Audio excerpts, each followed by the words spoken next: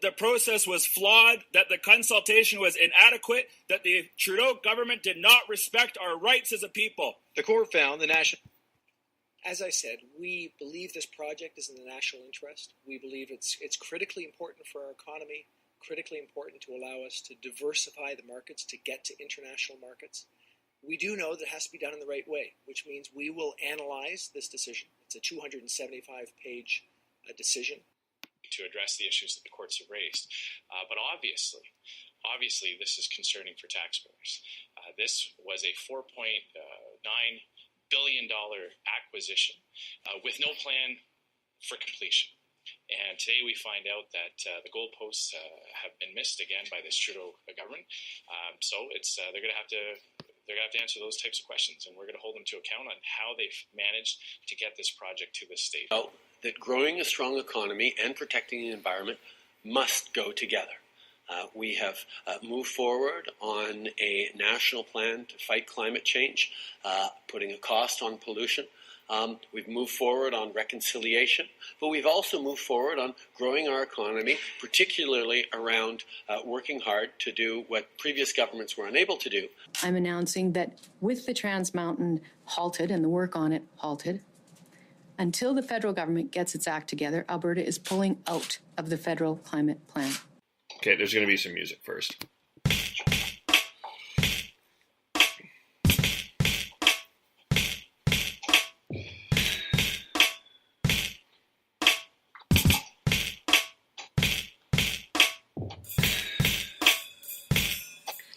Hello, everyone. Welcome to Agree or Disagree, the podcast. This is Kevin Olenick. You can find me, of course, on Spreaker.com, Kevole, Soundcloud.com, Kevole.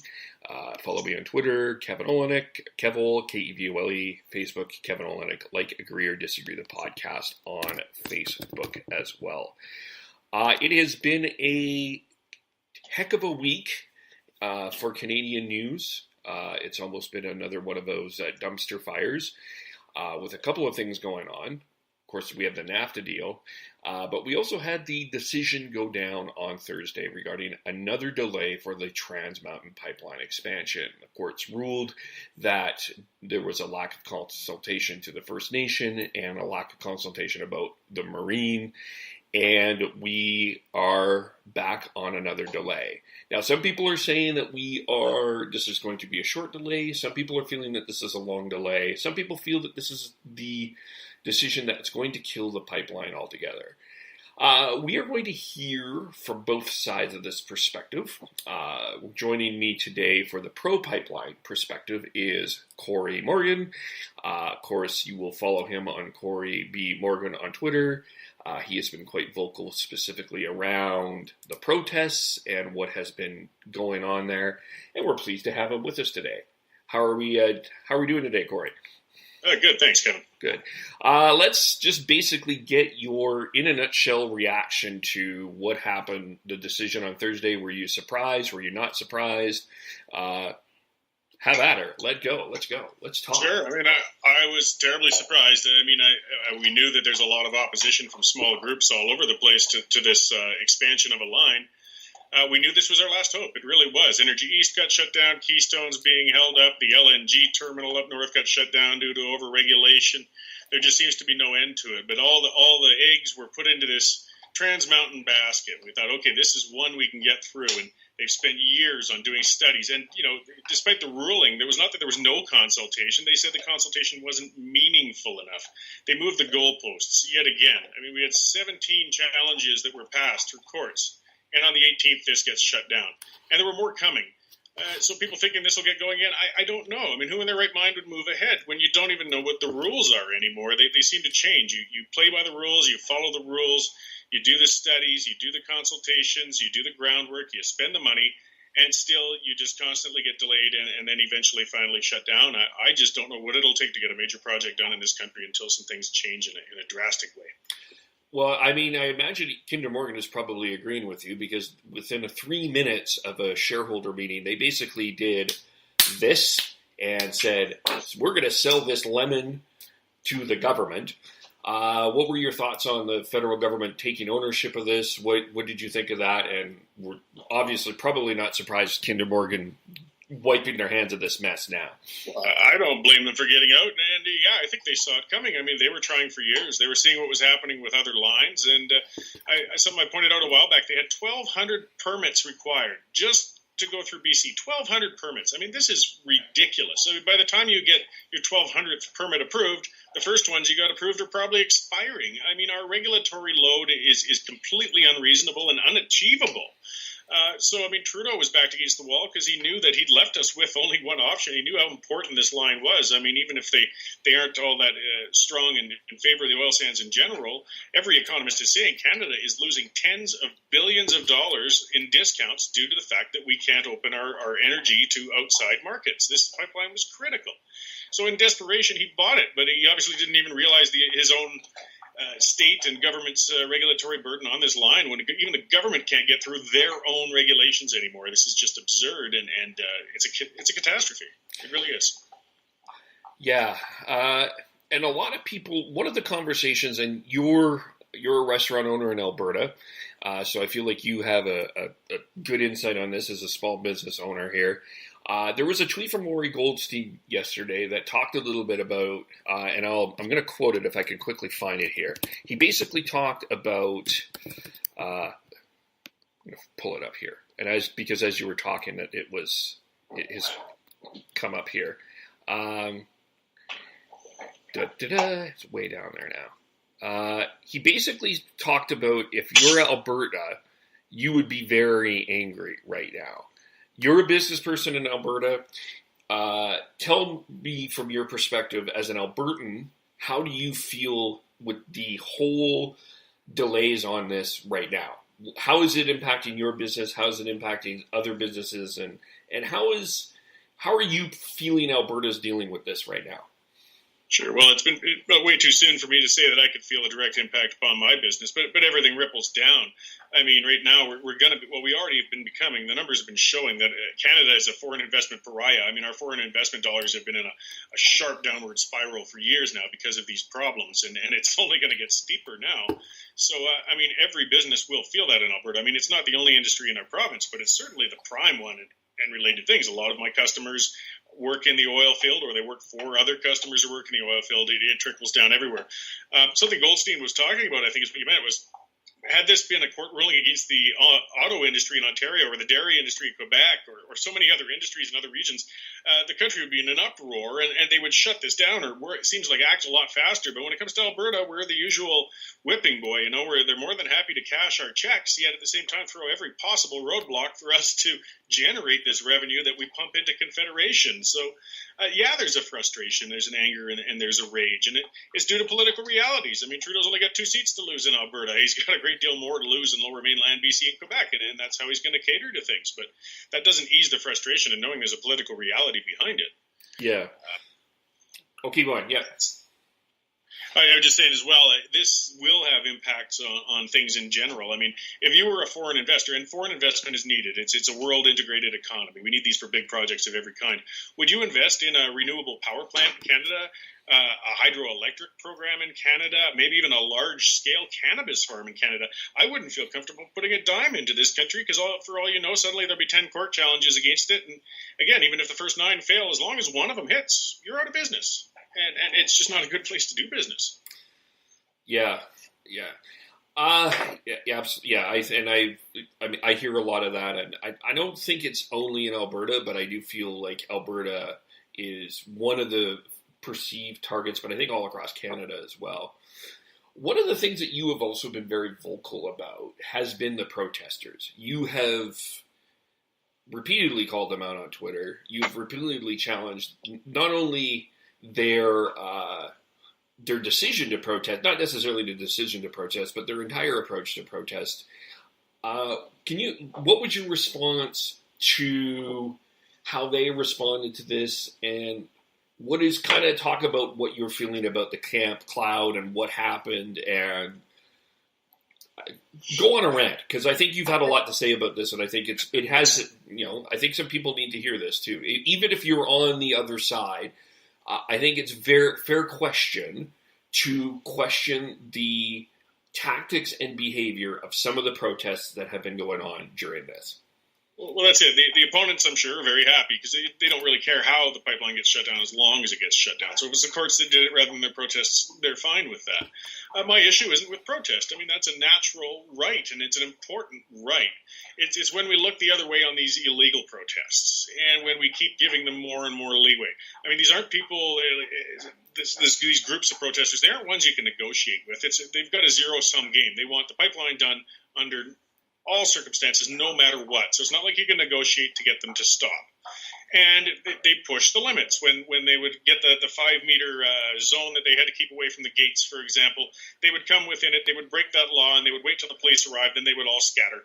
And then, meanwhile, the work is getting shut down, millions are being cost in money, and then they wait till the police leave and they would do it again. Then finally they get a new injunction, but the police have to read out this 8-minute injunction. So they would sit there with stopwatches and time it. And then they would retreat and hide in that camp after being chased away by the police. It was a ridiculous game.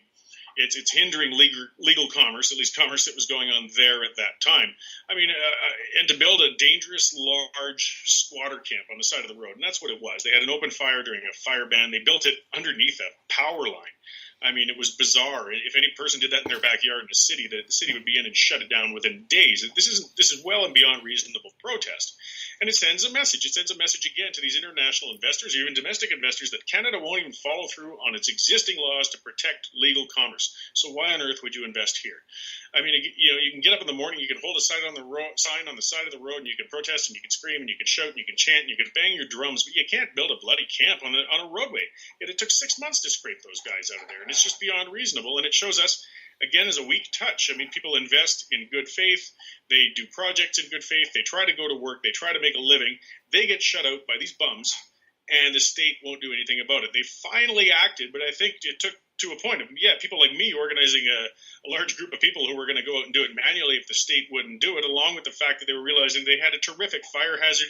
These guys were assailing joggers. They were, openly doing intravenous drugs even on the site. I mean, it was getting right out of control, and I couldn't believe it took that long to take care of it.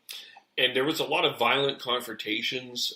Some would suggest that there were some of them that were racist confrontations, depending on your perspective. You can go and see the videos. There was, some people will say that's fine, but I think that others would say that that's completely out of line. I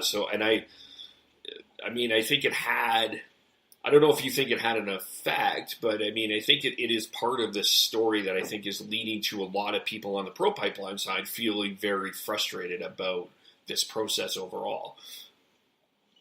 Certainly, and a lot of people have realized. Native issues are sensitive, and nothing makes a politician run away in fear faster than dealing with a Native issue. So the environmental protesters love to be able to try and turn this into an Aboriginal issue in Canada, and certainly there's Aboriginal involvement and concerns. That's part of what the ruling was through as well, and so on.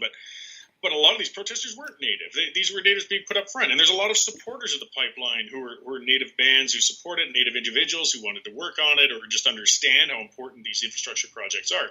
So to turn it into a black and white racial issue and to label everybody who opposes these camps and these protests as being racists is offensive in itself and ridiculous. And it's racially charged. There is a double standard. Some of these protesters were calling Chief Ernie Cray a guy raised by white trash because he differed with them on their version of what a Native is supposed to be. They came after that other kid and told him he wasn't allowed to be in the area unless he had a treaty card, which again was bizarre and not reasonable. But they turned it into a very heated, unnecessary conversation. And this isn't a race issue. It's a lot deeper than that even. Yeah, I think you're right, and I think you're hearing that from both sides. We'll get to Notley in a second, but let's maybe start with Premier Horgan here, in terms of some of the political blowback here. Do you feel that Horgan is kind of playing this a little safe? He has a deal here with the Green Party, but he hasn't really been pushing this one very hard. He's almost kind of, I don't know if you see it the same way, but he's almost kind of trying to push this towards Trudeau. And when or if this pipeline gets built, he washes his hands of it. Do you see it that way, or what are you thinking of what Horgan's approach to this is? Yeah. Well, if Horgan, I mean, as every NDP government in Canada, aside from Notley, at least claims to be, is opposed to the oil sands and is opposed to the pipelines. That's just in their base principles. That's the LEAP manifesto. That's what they are all about. So it's not out of character for him to oppose this pipeline expansion, which again is part of what's so ridiculous. This is a pipe that operated for 50 years safely. We're not even talking about a new one. We're just talking about expanding one that's been there a long time. But it's a hot potato. I mean, any economist, I'm sure, is still telling Horgan, if you want to balance your budget, you need these revenues. The Canadian government needs these revenues. We need these infrastructure projects. So he's more than happy to have the courts deal with it and take it off his hands, or have Trudeau do so and just stay out of the mess altogether. He's got a lot of other things as Premier to deal with while he's at it. So. It's because he's kind of playing this very quiet. He's not doing too much. Kind of, I feel in some senses just trying to back his way out of this. And of course, the Vancouver Mayors, we know their position. What do you think about Andrew Scheer's response to this? He's just followed a general broad oppositional response to it. I haven't found it to be that strong or vocal. I'm not seeing him quoted a lot. He's not exactly terribly outstanding, to be honest. He's supportive of the pipeline, I guess. I mean, part of the mess we're in, and I won't dump this all on Trudeau. This has been a case of regulation layered on past court rulings, layered on more regulation. So, yeah, people point and say Harper didn't do much better, and it's true. He didn't do much better, and Martin didn't do much better before him, and Chrétien, they just keep layering on more and more and more stuff to the point where we're completely unviable now. And not many people really know which thread you're supposed to grab anymore to undo this giant ball of yarn we've created. And so Scheer, what can he say? Even Notley, what can she say? What can you tell Trudeau to do? I mean, we have to respect the court's rulings, yet at the same time, we clearly have got a big problem here. Well, Notley asked Trudeau to appeal this in her response. Do you see that happening? Perhaps. I mean, it would take people with more legal training than me. I mean, for what I know, that would mean that you've got to claim that these judges made some legal errors in their ruling, and you have to isolate those errors and start working based on those. It was a unanimous decision between 3 judges too. So I think I guess an appeal is always possible, but it's not easy. And how long does that take? How many more months? And what if you lose the appeal? I mean, Notley her political life is really in jeopardy with this whole thing. And she's got to try and throw out whatever suggestions she can, but there are no real clear suggestions that she can give or Scheer can give or even Trudeau can give. We're in a mess. We're in a bad mess. Yeah, you're right. Because, I mean, Notley needs, basically, this is a fact. I'm not speaking out of turn. Notley needs this pipeline, I think, to stand even a remote chance in this Alberta election. I mean, if it doesn't happen, I mean, I think Kenney will wipe the floor. I think we're going to see a UCP-dominated victory. Absolutely. I said something similar before, though, I mean, purely anecdotal, but I was saying, if she goes to election next spring with the pipeline, she was probably looking at 10-1, 20-1 odds of retaining her seat as it was. But without that pipeline, we're looking at 100-1. I mean, she desperately needs that pipeline to go. What if I think you're saying that she's really in a rock, like she can't do much, but you also said that you are feeling a bit of doubt that she wants this pipeline to go. Can you expand on your thought on that? Well, sure. I mean, there's that picture that's always plagued her of standing at anti-pipeline protests in the background. I mean, that's the traditional NDP role, has always been in opposition to the Alberta energy industry. It's just that, of course, the NDP rather unexpectedly found itself in power in Alberta. And Notley's no fool, and she's enough political realist to know that if you want to even dream of being more than one term in this province, you've got to be pro-energy. But the NDP party, I mean, it's a unique party. It's all one. Every other party has a provincial branch and a federal branch. In the NDP, you buy provincial membership, you're automatically a federal member. I mean, it's all one entity. And again, she's in a very difficult spot to try and distance herself from that reality. I mean, that's a party that signed on with the LEAP manifesto that's calling for phasing out Alberta's energy industry altogether.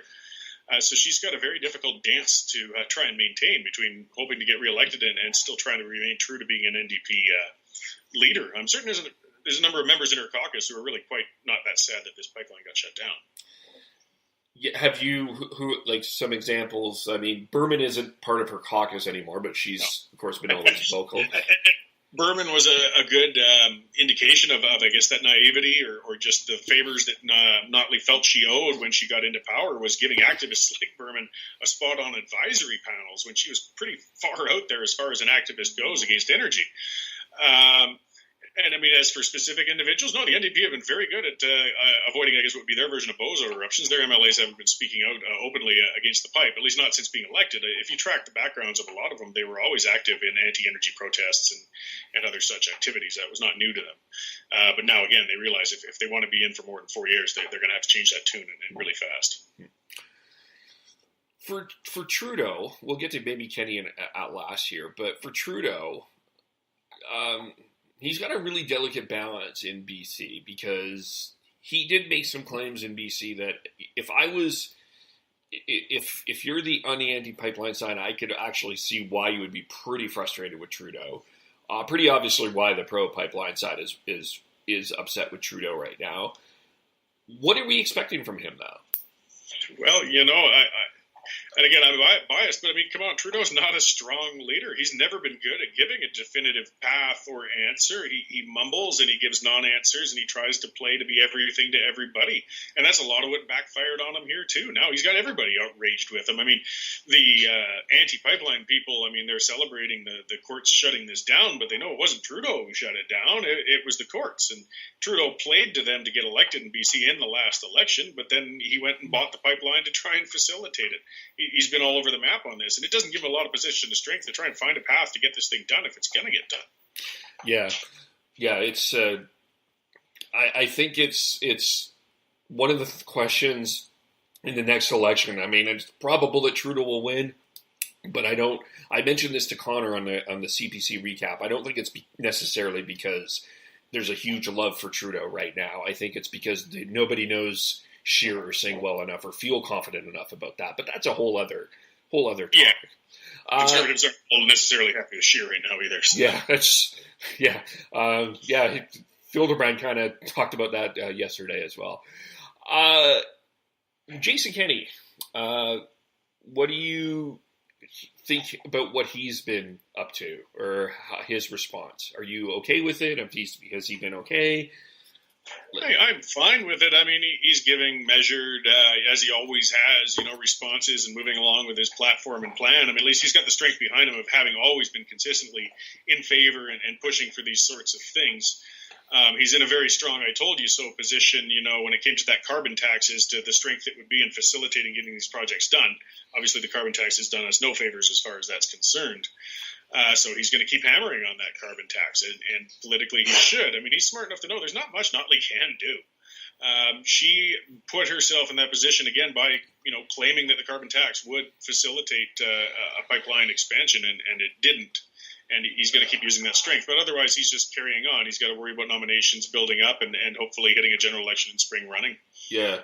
And you remember back to Notley's speech a couple of days ago, she basically said Alberta, her quote was, Alberta did everything right, which indicated she did everything that she thought that she could do to get this pipeline go in terms of the air quote social license, and it's not working. And I can see in one sense why she's frustrated, but and it's the same cases with Cory Morgan prior or the government. I mean, everybody promoting this pipeline did everything right. We followed the rules. We went above and beyond. We had a government that imposed a carbon tax on us to help move this along. We did all the consultations. We did all the paperwork. We did the applications. We did the years. We did the delays.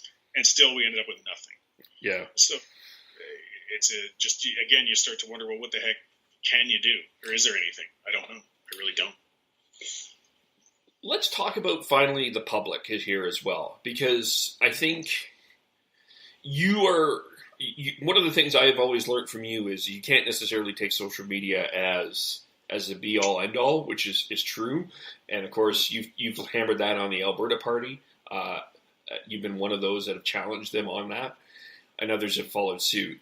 What do you think the public perception is of this pipeline right now? Do you think that they're for it, against it?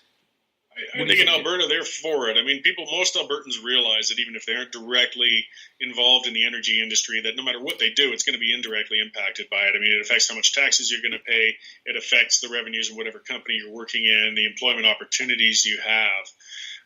I mean, again, Alberta's in a lot of crisis that people don't realize. I strongly recommend people, I think it was CBC that put that piece out that showed a graphic interpretation of downtown Calgary, where there's actually 30% office vacancy is still happening in all those big buildings. And when you see them all shaded with where they're all empty, this is a crisis. And that's where we're sitting right now. This is before we just economically castrated ourselves by shutting down this pipeline, and it's only going to get worse. So we're a province that's been mired in a recession basically since the oil prices collapsed back in 2014. But other countries are coming out of it, and we're still stuck in it. And part of it's because we're shutting ourselves in. So I think the voters, they do recognize that and see that in Alberta. They want to see the strongest case they can, they think, to get our products out of this province, and whoever they feel confident can do so. What about the national conversation? Well, national, it's always juggling. I don't know if your average voter looks that far down the line to realize that how, energy revenues impact their tax bill as well if they're in New Brunswick or Nova Scotia. It's a little more abstract to them, but it really does harm the whole nation when we get such a large sector of our revenues getting shut off like that. But how much that impacts at the doors with votes, I don't know. Probably, certainly not as strongly as in Alberta. And everybody's looking at things strategically the same way, and that's part of why Scheer is busy courting the dairy farmers, and he's not really been all that loud in Alberta because the Conservatives, it's kind of ironic, but Alberta in a sense gets taken for granted because they assume we're going to be mostly Conservative, and we probably will, so they don't need to promise us anything. They need to be busy courting Quebec and southern BC. Right. Yeah, I think it's interesting because I think we hear a lot of vocal stuff, especially there's a lot of vocal people on social media talking about, stopping Kinder Morgan. But I feel like the private conversation, I think, is a lot different. I don't get the sense that it is as vocal anti-oil, anti-pipeline as some would lead us to believe, but I could be wrong there. I think people are realizing the importance. And I'm not speaking out of turn here. Obviously every province has a different engine to the economy, but Alberta has a key engine in the economy, and it is important for Alberta for this pipeline for Alberta because I think it does help the nation economically. I'm just speaking from that perspective, right? But just from a bare bones economic perspective, it's not even opinion, that's just math. Whether people feel the price of energy development and concerns about climate change are worth that revenue, well, that's another discussion. But there's no doubt that it benefits the entire nation when those revenues come in. How much table side conversation with average Canadians that's impacting, I honestly don't know. As you were saying, you and I play on social media with very politically charged people who take it to a different level, but that doesn't equate, as you said, at the actual voting booth. So where that's going to land, time's going to tell, I guess. Yeah, for sure. Is there anything else we need to cover? No, I think you covered quite a bit of everything lately there. Good. Pretty good for him. Good. And, of course, go on CoryMorgan.com for the blog and follow Cory Morgan on Twitter. He's got some interesting stuff going on. Do you have anything coming up that you want to talk about as well? Or no, I don't have any crazy irons in the fire these days aside from my NDP nomination thing. Oh, yeah. How's that going? Very well. It's been well received by most. And a lot of people, at least I think, are getting the point in that just because a person's put their name forward and filled out an application for a nomination, it doesn't mean they represent the party. And I think that's undercut a lot of the unfair critique that was going at the UCP because of some, I guess you could say, outlying people who were vying for positions. They could always turn around and point and say, well, that crazy Cory Morgan's running for the NDP. Does he represent them? And of course I don't. And neither do some of the nutbars who have shown themselves running for the UCP as well. It was a flaw in having Elections Alberta take over the nomination system. And I exposed it in a way that I have fun, of course, by taking exaggerated pictures of NDP stances and so on and just making a parody of things. I'd be horrified if I ever actually won the nomination, but I'm sure. I'm kind of, okay, I'm not going to lie, I hope you win. I got to see it. I don't think we have to worry much about it. No, I don't either, but that'd be hilarious. All right, well, thanks for joining us, and thanks again. Again, follow me, Spreaker.com, KVOLE, SoundCloud, YouTube, Twitter, Facebook. Like the page as well. We'll talk all soon. We will have the other side, the anti-pipeline side, as well later on this week. So we'll talk soon. Bye for now.